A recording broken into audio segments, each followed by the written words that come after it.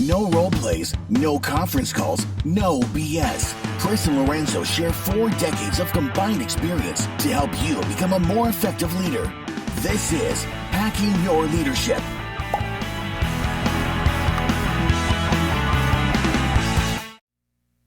Welcome to Hacking Your Leadership. I'm Chris. And I'm Lorenzo. And Lorenzo, on this episode, I want to talk about coaching. I like this conversation already. Let's do it. Yeah, I think a lot of leaders struggle with this because without knowing what the elements of coaching are, you can't just go in and say, I'm gonna coach this person. I liken it to saying I'm gonna go clean a house. You have to kind of know, have a plan of action, what the elements are of cleaning a house, not just cleaning a house. You have to start with vacuuming the floors or dusting the tables. If you go into coaching the same way and just think, I'm going to go coach this person, but you don't have like a plan of attack of what that means, I think you can end up with outcomes that aren't quite as good. I saw an infographic online that talks about some of these elements of coaching. I'd like to go over it with them, but what have you seen in terms of kind of the evolution of what it means to be a good coach or to coach people? Yeah, I like the fact that you talked a little bit about like what is actual coaching, and I think that it's one of those situations where people have borrowed the term. We've kind of moved on from being like there's performance management, there's training, right? Sometimes people say it's skill building, and now we've kind of gotten away from that vernacular. Now we say coaching, and a big part of coaching that I think sometimes we miss or we don't discuss enough is that coaching, kind of coming from the sports world, really requires 2 things. It requires the coach having the skill and capability and position to notice and understanding of what it is specifically I'm helping you to get better at. And it takes the athlete in a space to say, I know that's what your role is, and I'm open to learn. And I'm here because I know that you're making me get better at this. So every time you say, do that again, do that again, do that again, I can get frustrated and be like, why are you making me do this 100 times, Chris? Or I can realize it's because I need to get it right. And you're teaching me how to get it right, and you're coaching me on how to get it right. And yes, there can be tension and sometimes frustration, but there's kind of this contract that's between the 2 parties around the coach and the athlete that says, no, we're in this together. I have a job to do to help you get better, and you have a job to do to mimic and learn the behavior to be able to get better. And so I think when it comes to coaching in the workforce and in coaching from leaders, you have to have a relationship, and you have to have an element of trust and understanding with the employee to be able to be an effective coach. Like, you have to have that first. Otherwise, your coaching just becomes kind of like, direction and expectation setting, and Sure. and they're only doing what they have to do because they have to do it versus they're doing it because they feel that you are really involved in and want them to be successful, and you're investing time in helping them to get better at the thing that you're coaching them on. Right. So I like the first thing you said about performance management, because I think coaching in some regards can get a bad name because all it is a person doing performance management and calling it coaching because they're trying to soften it. They're trying to say, I'm going to coach this person, sign here, like that's not the same thing. So if that's what's happening in your organization and it's being called coaching, that's just wrong. It's not coaching. It's performance management. And there's a need for performance management in organizations, but that's not what coaching is. And the other thing that you said that I like a lot too, it makes me think of the relationship between 2 people. There has to be trust, but there also has to be a kind of a checking of the ego. Because if you think about, a lot of, in the sports world, a lot of athletes could definitely do the thing better than their coach. Otherwise, they wouldn't be playing anymore, right? Like if the coach could do it, they'd probably be doing it as opposed to coaching. And if you are an athlete, it can be very easy to think, if you know how, you're telling me what to do, if you know this so well, why aren't you doing it? Why aren't you the one out here on the field, on the court, on the whatever, instead, and that's when the ego gets in the way of being able to receive what could be very effective coaching in terms of helping you get better. And so the relationship is so important because the coach has to kind of approach it from the standpoint of an understanding that telling somebody how to do something or coaching them how to do it doesn't mean that you think you could do it better, but doing something and coaching somebody how to do it are not the same thing. They are very, very different skills, and the ability to do one is not the ability to do the other, and vice versa. They are mutually exclusive. and both people in that relationship have to inherently understand that going into it, or it's going to be very difficult for either person to kind of check their ego at the door and allow that relationship to happen. I saw an infographic online that talked about some of the important elements of coaching from a leadership standpoint. So if you're a leader, these are some habits that you should get into when it comes to coaching somebody, and what it means to that person to have that element there, like what it leads to, as opposed to if you're not doing these things, obviously you wouldn't have these things. The first one is explaining expectations. If you're a leader, get in the habit of explaining expectations to the person that you are attempting to coach before you try to coach them. If you can't align on what those expectations are and agree to them, then there's no point in starting the coaching. It's like we talk about all the time. If we're going to talk about any element on the podcast, we have to start by defining what that thing is. So at least we're on the same page of knowing what we're talking about. Otherwise, we're approaching it from two different perspectives, and you've lost before you've started. Yeah, I think it's such a critical part of that. And I think when we say like explain expectations, it's not only like what is the behavior that you're expecting to change, or what's the outcome that you're expecting to have an increase in. It's also a matter of the expectations around how this is going to work. So like, hey, as the coach, right? Here's what I'm looking to do, Chris. I'm looking to build skill here specifically on this thing. We both agreed that this is something that you're looking to focus on, that you want to get better at. So let's talk about how this is going to work. What's the best way for us to kind of get this thing started? Being clear about what the process of the coaching looks like, and what does a good outcome look like, and then maybe what does a poor outcome look like. So Chris, like, we're going to have this coaching, and we know that this has been successful when we get to the end of this and we found a new way for you to approach this, or to change a behavior to have more success, and we both agree that is what we're moving forward with.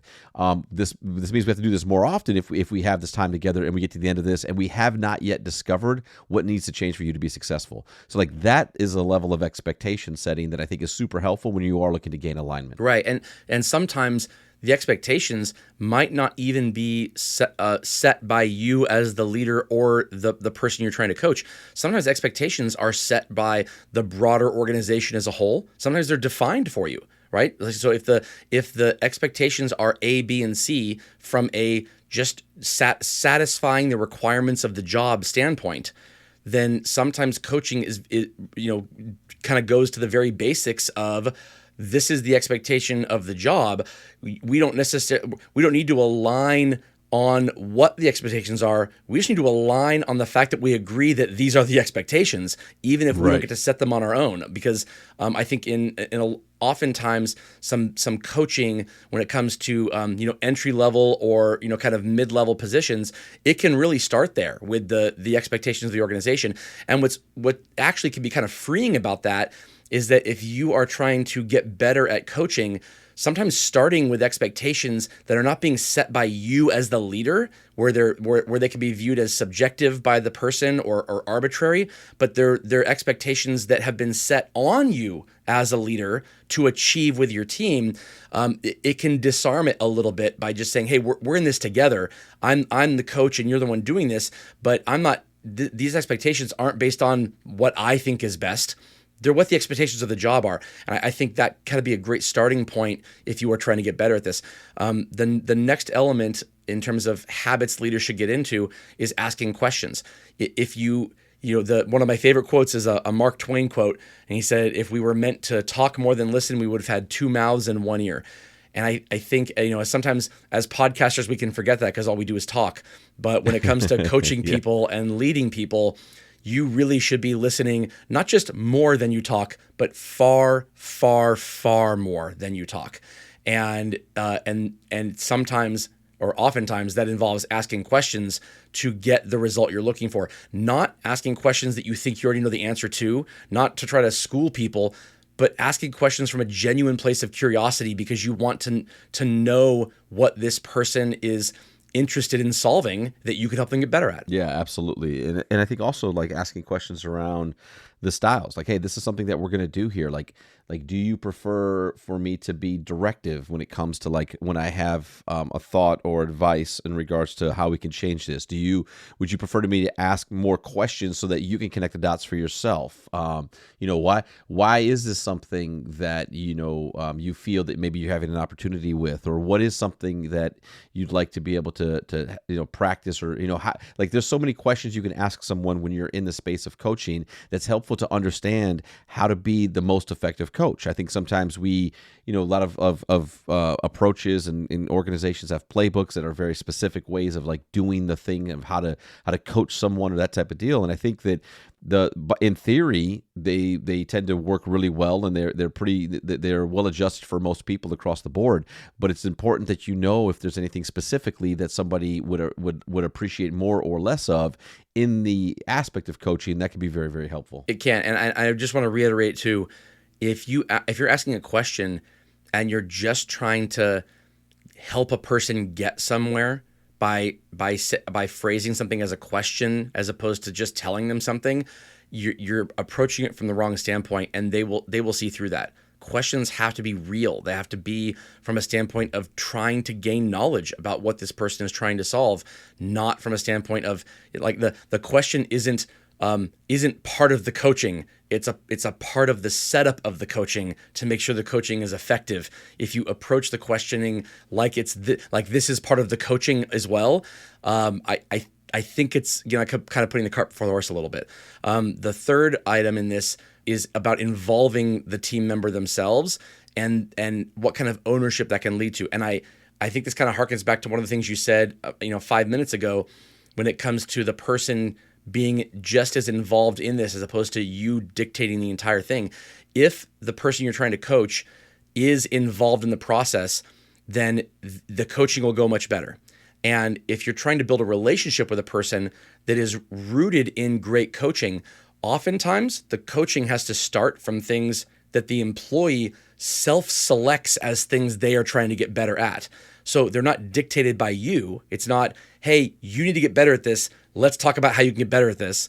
It's, hey, you know what? I want to make sure that you feel like you can get better at the things that you're trying to get better at. What are you trying to get better at? Right? Because if it starts with the employee telling you what they're trying to get better at, then by just the nature of the fact that they're defining it, it's not you telling them they're not good at something. It's them telling you, I'd like to get better at something. And you kind of disarm the entire process from a standpoint of like, now you're not telling them you got to get better. It's they're telling you, I want to get better, help me get better. And I think that it oftentimes that leads to the permission you need as a leader to start the coaching process. If you do that often enough on things that employees self-select, it becomes a lot easier to have those conversations when the inevitable time comes along where you have to be the one telling the employee what they have to get better at and they haven't selected themselves. The next habit I want to talk about in terms of effective coaching is around measuring results and the accountability that you get when you measure results correctly. Now, results aren't always objective, right? They can be subjective, but it's important to know and agree on what the measure is going to be and how you and the person can look at them together so that there is accountability. Without that, it's really tough to coach because you don't even know what the outcome is you're looking for. Yeah, exactly. No, I think that it's imperative that you start, even if it's baselining something, say like, hey, I've explained the expectations of why we're coaching, what this is about, how this is going to work. We've asked some questions around like the style of coaching, the reasons, your thoughts, your insight. You talked a little bit about involving them in the actual coaching, and now when it comes to measuring the results, like, okay, so like we've walked through all these steps. So what's our baseline? What are the things? What's the thing that we're looking to come out of this and say, hey, if you've put effort into this today, we've worked on some things, and then you're going to go apply this new skill, this change of behavior, whatever that's going to be. How do we know this is going to be successful? Like, where are we at today, and where do we want to go, and what do we think we'd be able to see in our strategy here? And that's such an important part of it because, again, to your point, if you don't have specific ways of measuring it, if it's just subjective, then it can be really difficult to validate and verify that the coaching is having an impact and it's sticking with the person. Now, there can be things, and I've seen this many, many times, and I remind leaders of this. You and I could have a conversation. We can go through all these things, and you could say, hey, I'm going to commit to making sure when I talk to a customer that I'm going to talk about this thing that I know is important and that I think would be a benefit to the customer. And you and I say, great. And then I listen to you and you're doing it. And the customer is saying, no, thank you. Right.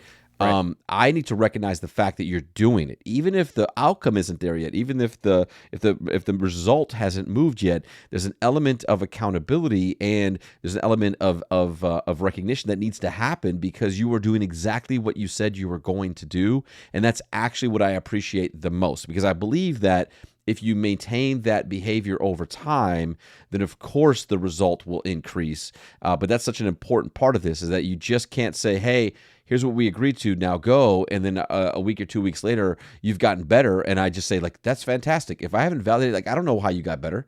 Right. Maybe you haven't done the thing that we talked about. Who knows? Like, you have to observe it and you have to validate the thing that you're actually asking from a coaching behavior standpoint and make sure that they feel good about that, as opposed to only looking at the result. Right. So from this standpoint, this might be the most important element of these 5 habits that we're talking about today, because what it means is that to effectively coach somebody, it's not done necessarily in the moment and then it's a one and done thing.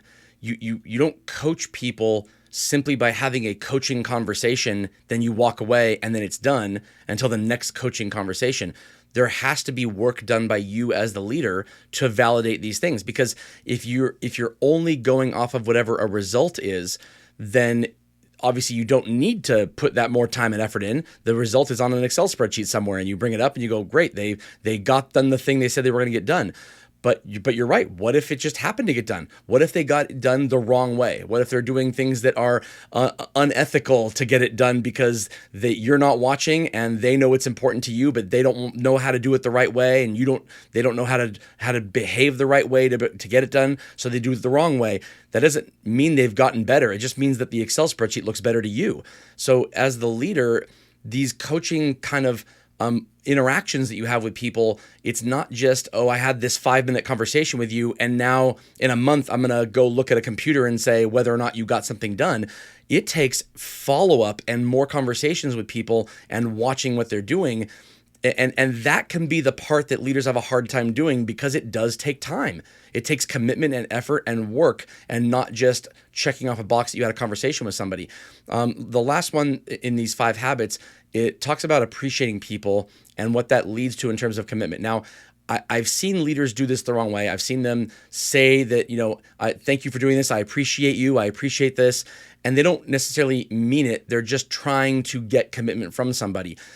When you talk about appreciating a person for doing something, it has to be real. They have to have actually done something that earns that appreciation, or it will be superficial. They'll understand that when you say, I appreciate what you're doing, and you haven't done that yet, you're just trying to get their commitment before they've done anything. It has to be rooted in something they've actually done.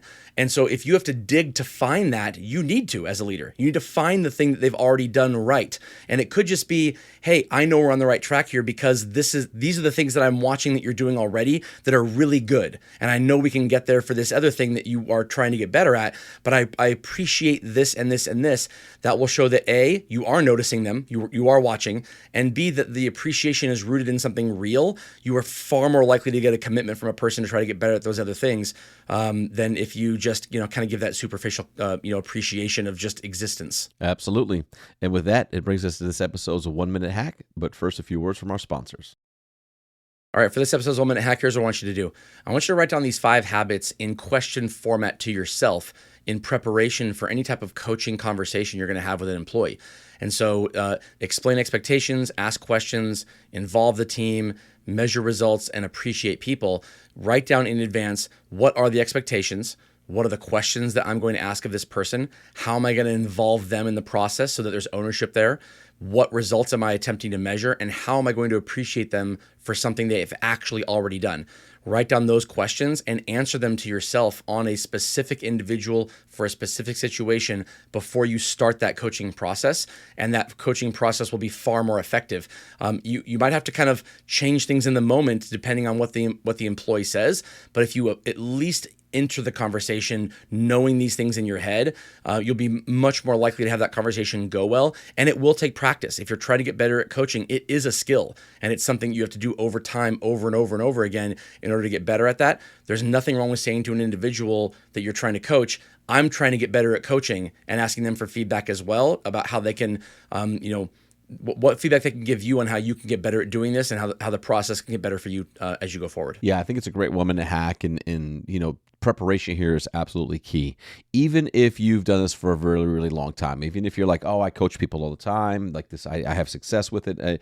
Chances are you're kind of doing much of this already in your head, or you're it's such a natural thing for you that you're probably finding success here. But it is super helpful, especially when you get into sometimes those either someone new to your team or new to an organization, or some of the challenging ones, like to take the time to really prepare for, write down, consider, think about it. I think will be super helpful in having the most amount of potential success when it comes to coaching someone. Yeah, and make no mistake here, the largest element of the job of a leader is going to be coaching, if it isn't already. This is the job of leaders. If you want an organization where your people are engaged and where they want to do their best work and they trust you as a leader to do it, the largest part of your time with them needs to be spent in the coaching process, because that's what's going to build the relationship that is needed for them to be able to say, I want to get this work done well, not because of the organization or because I like my job, but because there's a mutual respect and understanding between me and my coach. And I want to do what's right by them. And I know that I'll get better at things by by going through this process with them and trusting that it will work. Absolutely. And with that, it brings us to the end of this episode. This is Hacking Leadership. I'm Lorenzo. And I'm Chris. And we'll talk to you all next time.